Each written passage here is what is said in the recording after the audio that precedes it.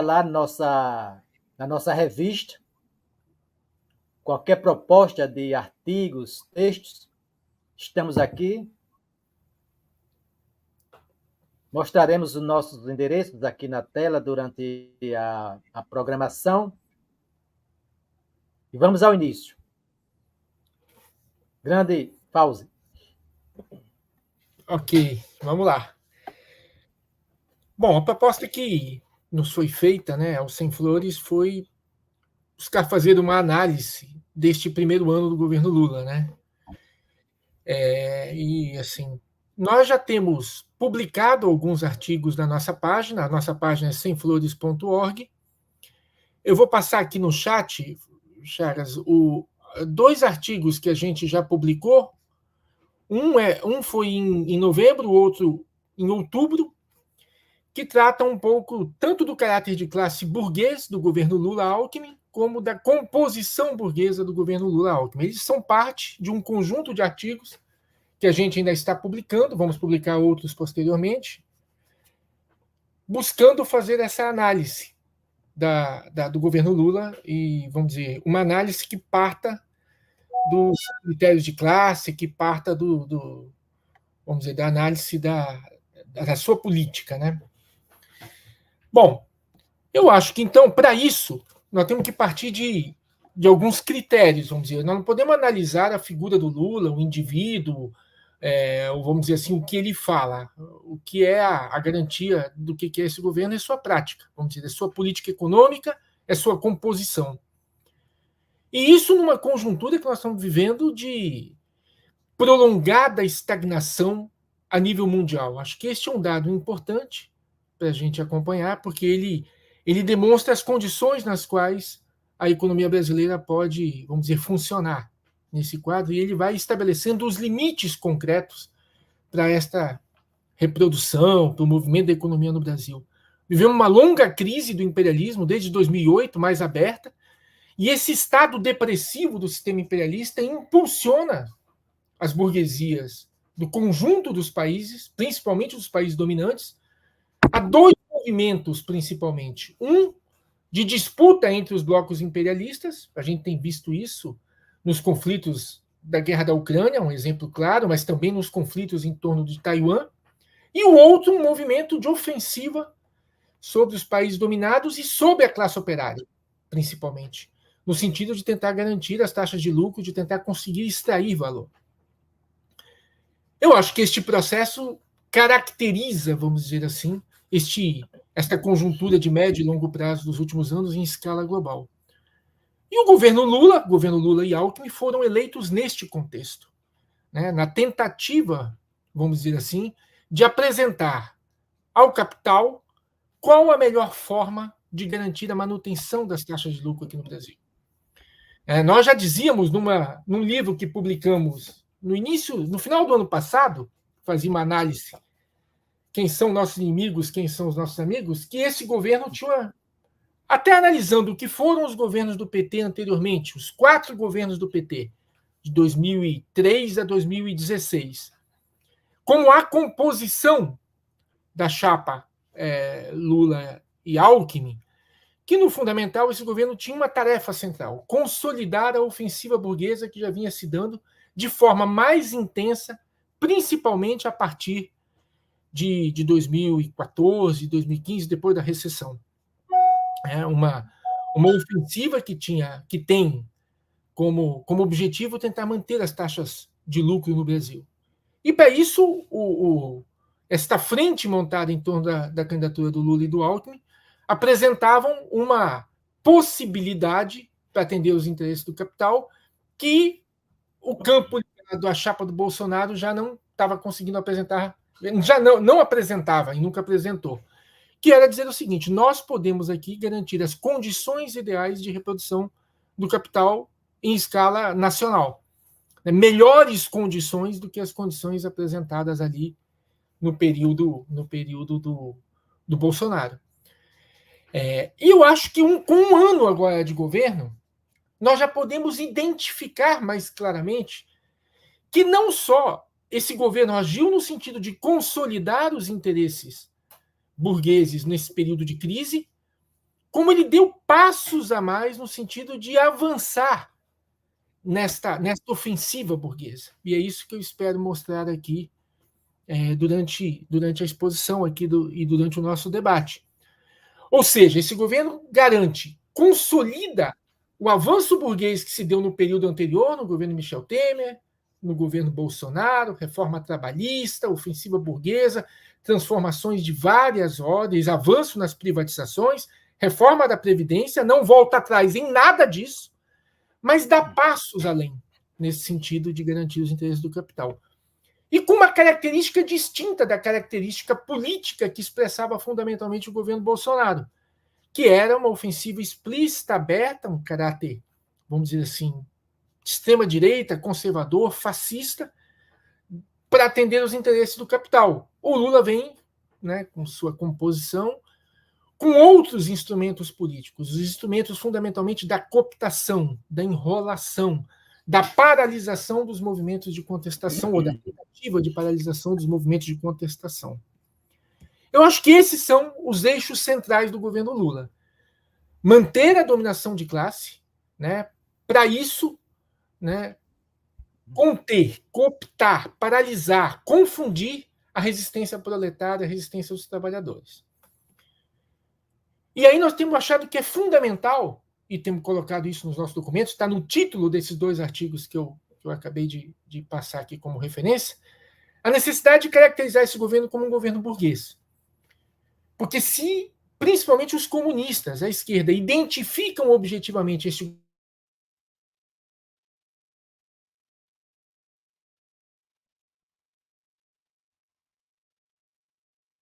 que publicamos este ano, resume os documentos e os materiais do Sem Flores, daqui a pouco eu passo o link dele também.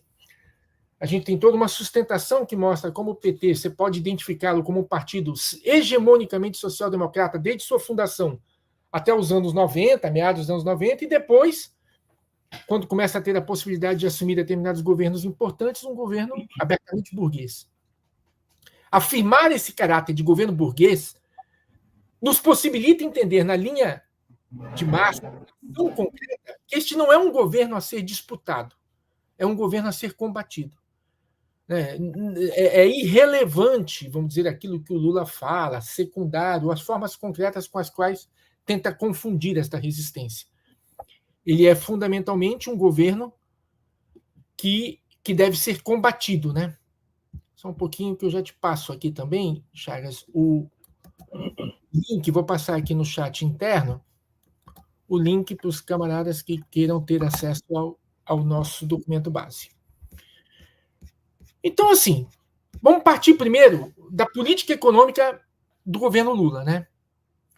Acho que a principal proposta durante este ano, apresentada pelo governo, foi o teto de gastos. Foi considerado uma grande conquista, né? Já tornada lei pelo Lula, aprovada no Congresso Nacional. Substituiu o desacreditado teto de gastos do Temer pelo novo teto de gastos de Lula.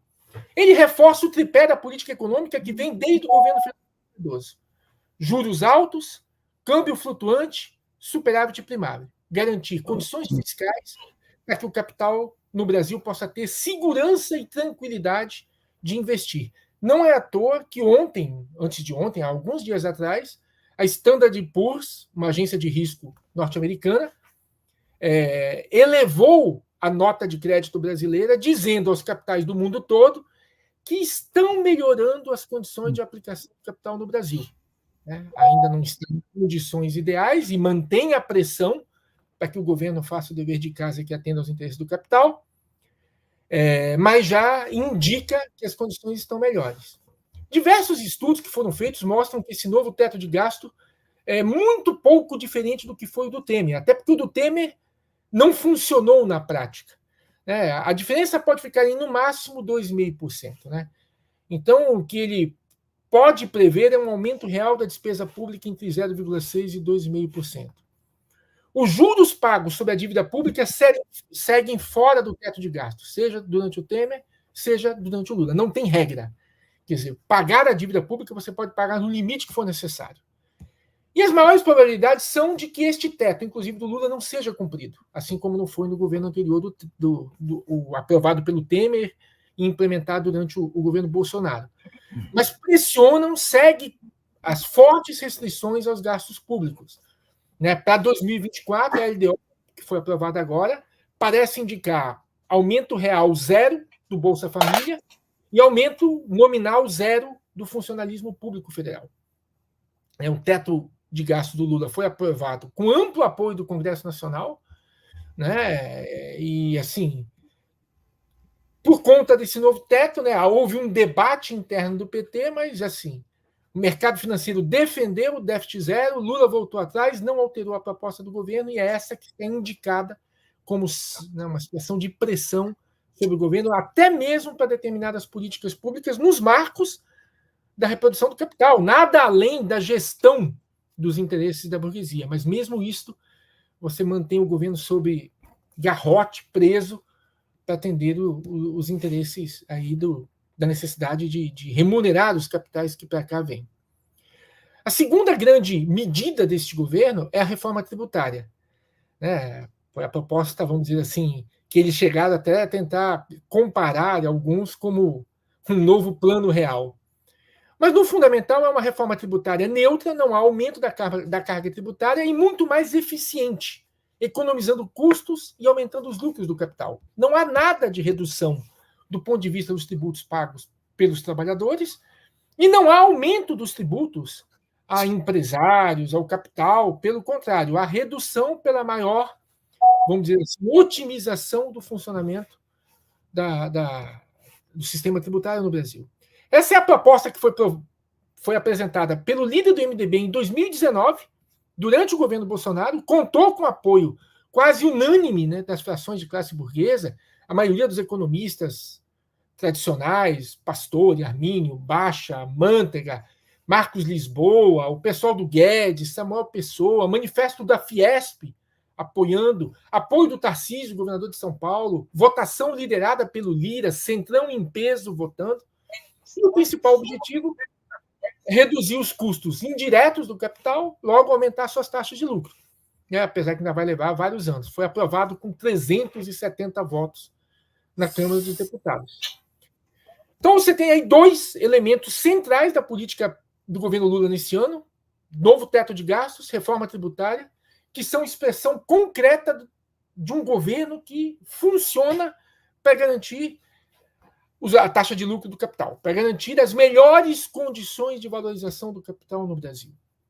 E, para isso, estou oferecendo algo que a repressão imposta pelos governos anteriores não conseguia, né? Principalmente o governo Bolsonaro, que é uma determinada cooptação e paralisia. Falarei aqui um pouco sobre isso. Um terceiro elemento central desse governo foram as privatizações. Em primeiro lugar, o governo esqueceu das privatizações e das concessões feitas durante o governo Bolsonaro, assim como o primeiro governo Lula fez em relação ao governo Fernando Henrique Cardoso, que não voltou atrás em nada das privatizações. Então, tanto as privatizações das empresas do Grupo Petrobras, quanto da Eletrobras, quanto outros leilões de concessão, não houve nada de reversão nesse sentido, né? Consolidando, como a gente já dizia desde o início do ano, os avanços da ofensiva burguesa também nesse campo. Então, da Petrobras, não houve nenhuma iniciativa de restatização das empresas privatizadas, a BR Distribuidora, a TAG, e nem das refinarias, né, mantendo a distribuição de lucro para os acionistas majoritários, que continua elevada. Na Eletrobras, o que o governo questiona é apenas uma participação maior do voto do governo, que está muito abaixo da participação estatal, mas não há nenhum projeto no sentido de reestatizar a empresa. Né? As concessões também, nenhuma delas foi revisada. Né? Todas estão sendo leiloadas, inclusive novas concessões estão sendo leiloadas novamente. Por exemplo, transmissão de energia. O governo fez o maior leilão da história agora em dezembro, semana passada, privatizando 4.500 quilômetros de linha de transmissão. Né? Promessa de investimentos de 22 bilhões de reais. E só uma estatal chinesa, a State Grill, que é a que controla a CPFL e faz a transmissão já de Belo Monte, foi responsável por 18 bilhões desses 22 bilhões de reais. Em junho, o governo já havia privatizado um total de 16 bilhões de linhas de transmissão de energia. No petróleo, na mesma semana, 2 semanas atrás, houve a privatização de 192 blocos de petróleo. A empresa vencedora foi criada agora em agosto, não tem nem registro de empregados e pagou de ágio por cada bloco R$1.000, concorrendo sozinha em boa parte deles. Portos e aeroportos, vários leilões já foram realizados. Presídios, o governo criou a possibilidade de privatizar presídios. E a primeira privatização já foi feita de um presídio no Rio Grande do Sul. Estão falando em privatizar floresta também, parques florestais, ou até mesmo crédito de carbono controlado por empresas privadas. E manteve, inalterado, o programa de parcerias e investimentos do Temer e Bolsonaro, com uma carteira de 221 projetos em andamento para serem privatizados, oferecendo até na Bolsa de Nova York, estimulando o capital do mundo para vir para cá. Então você tem manutenção do teto de gastos, reforma tributária, um avanço na consolidação da ofensiva burguesa, manutenção e ofensiva nas privatizações. Quantas reformas que se falava que iria mexer, a reforma da Previdência, feita pelo Bolsonaro, mas também pelo Rui Costa na Bahia e pelo Wellington Dias no Piauí, foi mantida pelo Lula e há um silêncio total sobre o tema. O Carlos Lupe chegou a falar algo no início do governo, levou paulada de todo lado, e ninguém fala em reverter nada da reforma da Previdência imposta pelo Bolsonaro, né? Implementada no governo Bolsonaro. A reforma trabalhista, também feita pelo Temer e mantida por Lula.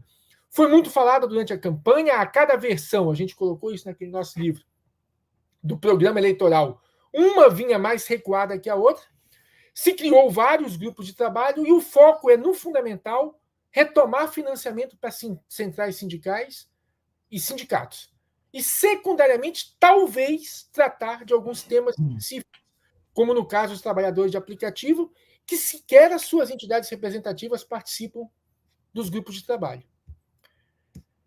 Então, vamos dizer, a manutenção da ofensiva burguesa está colocada e em nada alterou durante esse primeiro ano do governo Lula. Sua política econômica é a expressão concreta da manutenção dos interesses do capital. Outras medidas foram feitas no fundamental, dizem respeito à arrecadação para 2024 ou para os próximos anos, no sentido de tentar atingir a meta de déficit zero, né, no ano que vem, e superávites crescentes em 2025 e 2026, como a proposta de teto de gastos indica.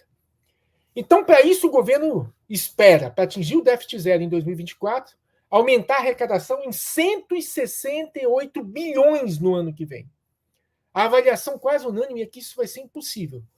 Isso vai significar que o governo vai voltar atrás ou vai aumentar nos cortes ou vai aumentar os contingenciamentos, né? Ou provavelmente os dois juntos, cortes orçamentários e aumento dos contingenciamentos. Então você começou, Pedro, por a ideia de taxar os fundos super ricos, os fundos exclusivos. Na verdade, o que o governo fez foi alterar a cobrança de 15% do imposto que fazia lá no final, quando o cara sacava o fundo, para uma cobrança agora de 8% no ano que vem. Então, na verdade, você antecipou o saque, mas reduziu em 7% o valor com que você cobraria de impostos sobre os fundos exclusivos. Na verdade, houve um benefício tributário aos super ricos. Os fundos offshore, taxação de fundos no exterior, uma vez por ano, com alíquota de 15%. Basta lembrar que as alíquotas de imposto de renda sobre o salário chegam a 27,5%. Você tem uma ideia da diferença do que é taxado os fundos offshore, os fundos que funcionam fora do país, e os salários no Brasil. Tem toda a discussão sobre a revisão dos impactos das isenções dos governos estaduais sobre ICMS, no imposto de renda. Reoneração dos combustíveis, revisando a redução eleitoreira que houve no período do Bolsonaro. O governo reduziu também em 2023 os pisos constitucionais de saúde e educação, mediante um pedido do Tribunal de Contas da União que o aprovou. Para esse próximo ano, já tem declaração do secretário 18 para revisar esse montante. Perdeu em várias medidas no Congresso para tentar aumentar a arrecadação. Desoneração tributária foi vetado, né? O veto do Lula foi cassado pelo Congresso e provavelmente não vai conseguir manter a proposta de desoneração tributária. Vai manter, quer dizer, vai continuar funcionando a desoneração tributária, que veio desde o governo Dilma. Os impostos sobre importação de pequenos valores, voltou atrás no chamado imposto da Shopee. E as emendas parlamentares obrigatórias, que podem atingir em 2024 o valor recorde de 50 bilhões. O governo tinha se declarado formalmente contra as emendas parlamentares, mas não conseguiu, na prática, enfrentar o Centrão e está tendo que engolir essa situação. Então, na verdade, quer dizer, além disto tudo, da comprovação da sua política econômica, que expressa objetivamente o caráter burguês desse governo, para conseguir assumir essa condição plena de gestor do capital, o PT mantém em elevados níveis a repressão e a violência do capitalismo. Não só privatizando agora, vamos dizer assim, o mercado de presos, o que vai fazer com que você tenha que manter esse alto nível de população carcerária no Brasil, mas já é uma das maiores do mundo, algo que se expandiu violentamente nos governos do PT anteriormente. Mostramos isso no documento que a gente publicou naquele livro branco no início do ano. Mas isso também ficou comprovado no caso do ministro da Casa Civil, Rui Costa, e na sua política de repressão no governo da Bahia, que vem de vários governos petistas e que é um dos governos mais violentos, no sentido de reprimir, matar e, enfim, agir de forma ofensiva sobre os trabalhadores e, enfim, impor o medo, né, no sentido de garantir essas condições gigantescas de miséria, de fome, de desemprego, emprego instável, precário, que se tornou a característica, né, da conjuntura brasileira dos últimos 10, 15 anos. Mas, além disso, o PT pode fazer uma outra coisa que o governo Bolsonaro não podia fazer, que era agir intensamente na cooptação, paralisação, sabotagem da resistência dos trabalhadores. Controlar, limitar, pacificar e institucionalizar a luta e a organização dos trabalhadores é um dos principais serviços que o reformismo, o oportunismo pode prestar ao capital, à burguesia. Só nessa COP28, por exemplo, lá em Dubai, e daqui 2 anos vai ser aqui no Brasil, aqui em Belém, só nessa COP eles levaram quase 1.500 participantes. Então você tem uma horda de militantes ligados a povos originários, indígenas, população de periferia, trabalhadores sem terra, que acreditam piamente que estão indo para este encontro organizado pela ONU disputar as políticas públicas relacionadas ao clima no mundo. Quando no fundamental, são usados para referendar, né, as formas concretas com as quais o capital vai se reproduzindo, né, e vai, inclusive, agindo sobre os recursos naturais, destruindo o meio ambiente e mantendo, vamos dizer assim, as condições de valorização nesta crise que nós estamos vivendo em escala global. Então, assim, quis mostrar rapidamente alguns elementos de política econômica que comprovam o caráter do governo burguês, o caráter de governo burguês do governo Lula e Alckmin. Mas nós podemos também pegar pela composição política do governo, né? A sua união com a burguesia, a sua conciliação, por exemplo, com os militares. Né? Com os militares é muito interessante. Vai desde o ministro indicado, o ministro da Defesa, que era um bolsonarista, elogiado e apoiado por todo este campo, até o combate do 8 de janeiro, né, da tentativa de golpe que houve no início do ano, que se dizia na época, né, vários grupos de esquerda, sem anistia, encontro, agora nós vamos botar os militares na cadeia, os que participaram da ação golpista, absolutamente comprovados, que deram guarida aos grupos fascistas, aos acampamentos em frente aos quartéis, e não houve nada disso, pelo contrário. Né, o Lula, que dizia que no governo dele nunca haveria GLO, já implementou uma GLO para portos, aeroportos em várias regiões do país, reforçou o orçamento militar e manteve os espaços militares inalterado. Né? E nada se fala em relação, a não ser em pacificação, né, quanto a enfrentar este campo. Mas o mesmo também com o centrão, seja o centrão do Lira, seja o centrão tradicional do MDB, que compõem, sei lá, metade do governo, né, dos 38 ministros, tem 16 ministros, né, mais ou menos assim. São 8 indicados diretamente pelo Centrão, inclusive bolsonaristas como Fufuca, Sabino, que apoiaram o Bolsonaro nas eleições e que hoje são ministros do governo Lula, e outros da direita tradicional, o MDB e outros partidos. Né? Mas mesmo os ministros indicados pelo PT, na sua grande maioria, são ministros identificados com o campo à direita do PT. Você tem o primeiro, conhecido como o mais tucano dos petistas, que é o ministro da Fazenda, o Fernando Haddad. Né? Mas se você pega o Rui Costa, o ministro do Desenvolvimento Social, o Wellington Dias, o Rui Costa da Casa Civil, o Camilo Santana, todos eles, o Luiz Marinho, como ministro do Trabalho, todos agem no fundamental para garantir os interesses. O Ministério da Educação virou, na verdade, um espaço da Fundação Lehman, que tem sido denunciado. Né? Então, assim, você há uma composição do governo no fundamental, nos cargos principais, naqueles que definem a política econômica, que definem o orçamento, que definem o grosso do que o governo pode fazer, na mão da direita do PT, na mão da direita explicitamente aberta, centrão do Lira, direita tradicional, enfim. Mas ficam vários ministérios, desses 38, no campo disto que se autodenomina esquerda. PCdoB tem um ministério, PSOL tem outro ministério, a Rede tem um, e outros caras lá da esquerda, outros sem partido. Mas a função política principal desses ministérios, que são irrelevantes do ponto de vista do orçamento, é, no fundamental, criar a falsa ilusão de que é um governo em disputa. Criar a falsa ilusão de que é um governo em que há uma parcela do povo presente nos seus ministérios.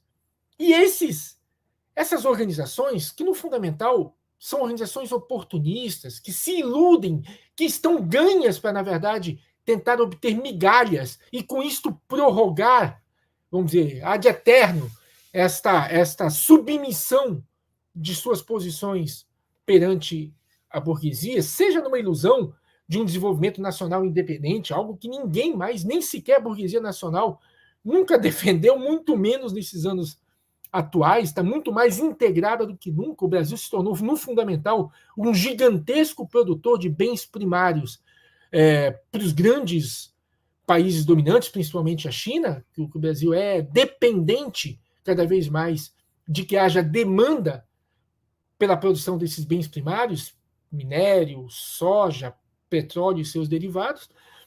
Então não existe nenhuma ilusão, nenhuma possibilidade, nenhum projeto concreto de desenvolvimento nacional, independente, autocentrado, soberano ou coisa parecida. E mesmo se existisse, isso não interessaria aos trabalhadores que vivem, seja numa empresa nacional, seja numa empresa estrangeira, um nível de exploração, de repressão, de opressão que só faz uma alternativa, que só dá uma alternativa aos trabalhadores, que é resistir a isso tudo. Mas a função desses ministérios e dessas organizações políticas é, no fundamental, isso, subordinar as massas trabalhadoras a esse governo burguês. Né? Tentar paralisar, confundir, né? E funcionam mais do que nunca nessas condições. E isto se reproduz a cada 2 anos. Porque agora, muito mais depois do surgimento, isso acontecia durante o período do PSDB e PT, em que os dois ficavam disputando a cada eleição, uma política dita de esquerda versus uma política dita neoliberal. E agora, com o surgimento do Bolsonaro, com o avanço da direita no Brasil e no mundo todo, a eleição do Milei na Argentina, né, Trump nos Estados Unidos, Orbán, enfim, Zelensky, Ucrânia e tal, você passa a ter a defesa deste campo como um campo que pudesse fazer frente ao crescimento da extrema-direita. Quando, na verdade, não consegue.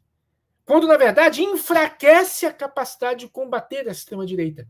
Porque enfraquece a capacidade que a classe operária tem de lutar de forma independente, de lutar a partir do seu programa, das suas propostas, né?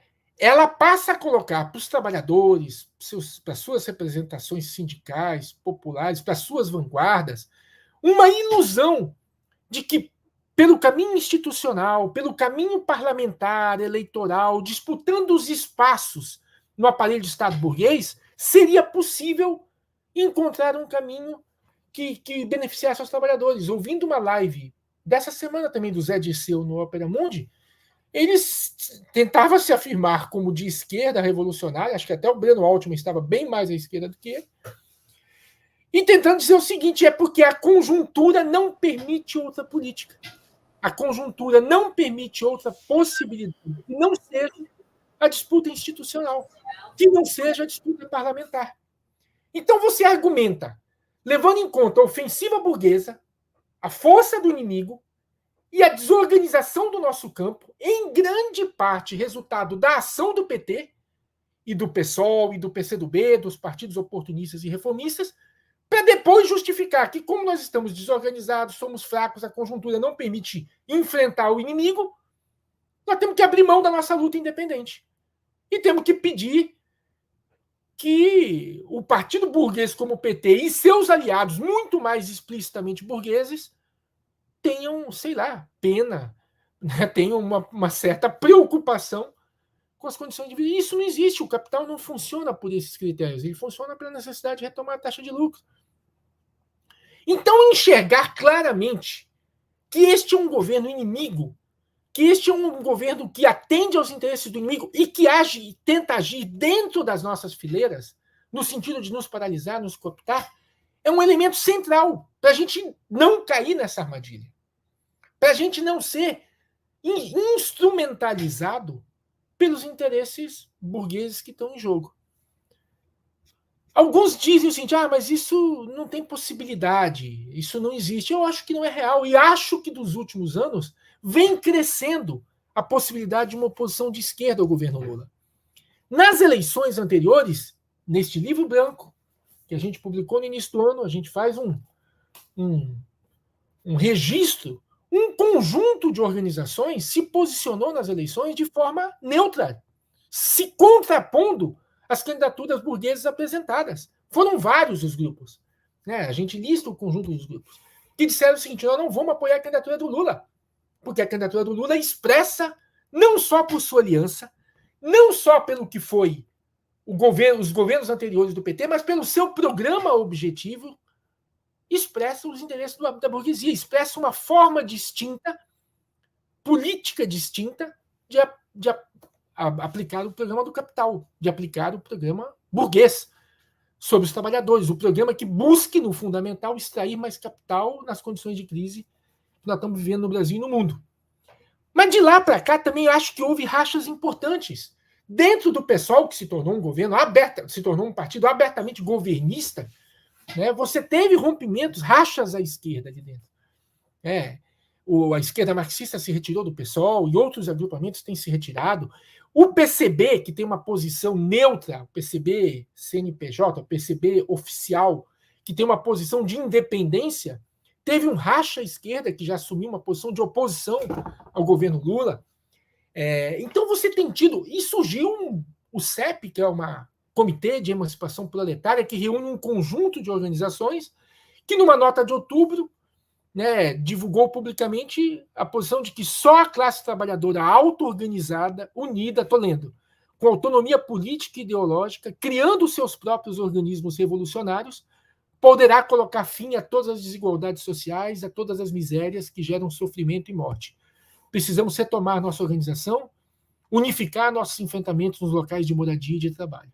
Então há espaço para os comunistas que não estão organizados, para os pequenos agrupamentos comunistas encontrarem interlocutores, encontrarem pontos de contato e retomarem a posição de independência do proletariado na luta de classes. Eu sei que alguns dizem assim, isso parece meio utópico. Mas eu quero pegar um exemplo da conjuntura mundial, provavelmente o exemplo mais importante da conjuntura mundial atual, para mostrar como ele não é tão utópico assim. A Palestina tem sob domínio do território palestino uma das maiores organizações, um dos maiores países militarizados do mundo, que é Israel, né, com um governo de extrema-direita, fascista, o sionista, com uma ação política objetiva de extirpar o povo palestino, expulsá-lo, né, de limpeza étnica, de genocídio, com apoio dos Estados Unidos, armado em todos os sentidos. E durante anos se acreditou que até pelo tamanho e pela dimensão deste inimigo, o caminho seria apostar nas organizações institucionais internacionais, na ONU, no Tribunal de Haia, e dezenas de resoluções foram aprovadas na ONU no sentido de existência de 2 estados, de um território palestino controlado pela autoridade palestina. E isto não alterou em nada a expansão burguesa, a expansão colonial de Israel sobre a Palestina. Pelo contrário, isso foi cada vez mais desarmando os palestinos para resistir. No entanto, quando determinados agrupamentos, não só o Hamas, mas outros, em conjunto, palestinos, começam a assumir o caminho de enfrentar objetivamente o inimigo, que é muito mais poderoso até do que o inimigo que nós temos que enfrentar aqui no Brasil, mas é no fundamental o mesmo inimigo, o imperialismo e seus instrumentos no mundo todo, você viu que é possível acertar este inimigo, como foi a ação de 7 de outubro. E que esta ação gera um efeito de contágio, um exemplo de resistência que estimula a luta no mundo todo. As manifestações foram gigantes, estão sendo gigantescas no mundo inteiro. A resistência palestina em Gaza é um enorme exemplo da possibilidade que nós temos de combater o inimigo e de infligir golpes a ele. Cara, a gente que leu aqueles textos do Che, do Marighella sobre guerra de guerrilhas, sempre interpretou a necessidade da guerra de guerrilhas, dos movimentos guerrilheiros, os textos do Mao Tse Tung na China, da necessidade de ter uma zona de retaguarda para que a guerrilha possa se retirar num período em que a luta fique mais difícil. Guerrilha colombiana, Peru, Cuba, tal. E mesmo numa faixa restrita, absolutamente diminuta, de poucos quilômetros quadrados, a retaguarda da resistência palestina é debaixo da terra. É impressionante a lição de convicção ideológica, de definição clara de quem é o inimigo e de quem são nossos aliados, e da postura clara de enfrentamento do inimigo, que nos dá esse exemplo.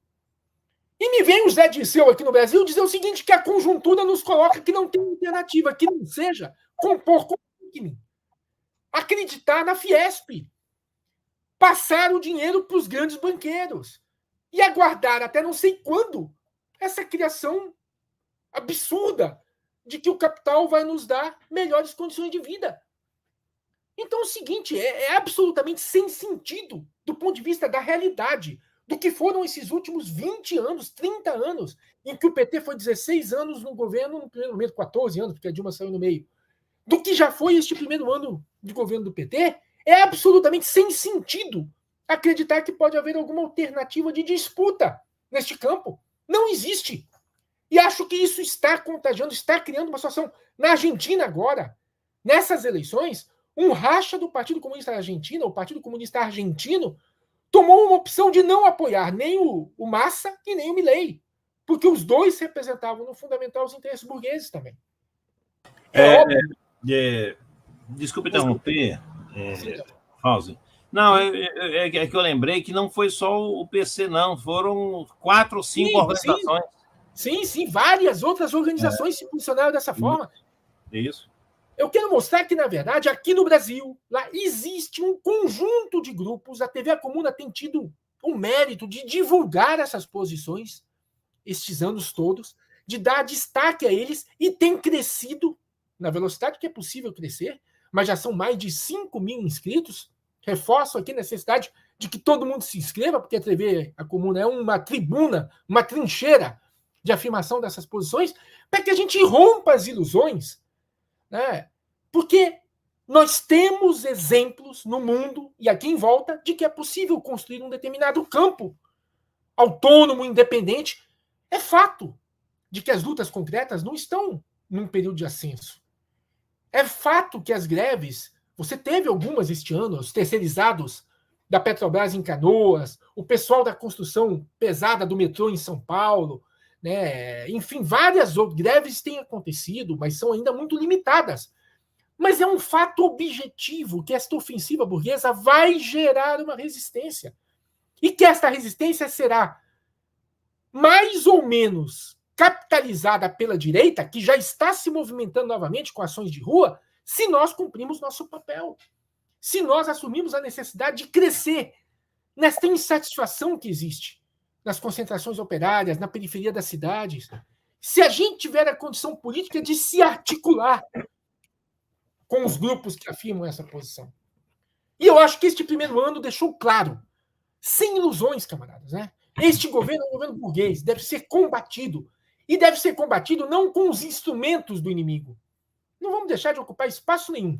Mas não podemos acreditar que com os instrumentos do inimigo, né, achando que nós temos que legalizar partidos, ocupar espaços institucionais, será o caminho, garantir que o Supremo nos apoie, o Ministério Público ou alguma coisa dessa, possa garantir condições de transformação no país. O que garante, como nos dão um exemplo brilhante, épico, os combatentes palestinos, o que nos garante objetivamente atingir o inimigo de classe e transformar a realidade é acreditar no nosso potencial, organizar a nossa classe, retomar as nossas bandeiras, certo? Deixar claro que esses que tentam dizer que estão lutando conosco são inimigos que estão no nosso seio e que devem ser combatidos. Eu acho que se nós conseguirmos dar esse espaço, se nós afirmarmos essas posições, e o Sem Flores vem tentando fazer isso humildemente, é um elemento a mais para tentar, vamos dizer assim, contribuir neste processo, eu acho que nós criamos condições para uma conjuntura melhor nesses próximos anos. Vocês vão ver, ano que vem vai começar toda a ladainha de novo com as eleições municipais. Não podemos deixar a direita crescer, não podemos deixar a direita crescer. E a direita cresce por dentro do governo Lula ou cresce derrotando o governo Lula porque ele não atende os interesses da nossa classe, não atende os interesses do nosso povo, porque o capital não tem mais nada a oferecer. O que nós precisamos é derrotá-lo, é destruí-lo. E aí acho que esse é o caminho. Organizar, retomar os princípios, construir as pontes de contato com os agrupamentos que pensam de forma semelhante, crescer objetivamente nas concentrações operárias, populares, periferia da cidade e estimular a luta de classe no sentido de enfrentar nosso inimigo. É isso, inicialmente. Vamos aí para o nosso debate. Com o Nelson agora de volta. Ok.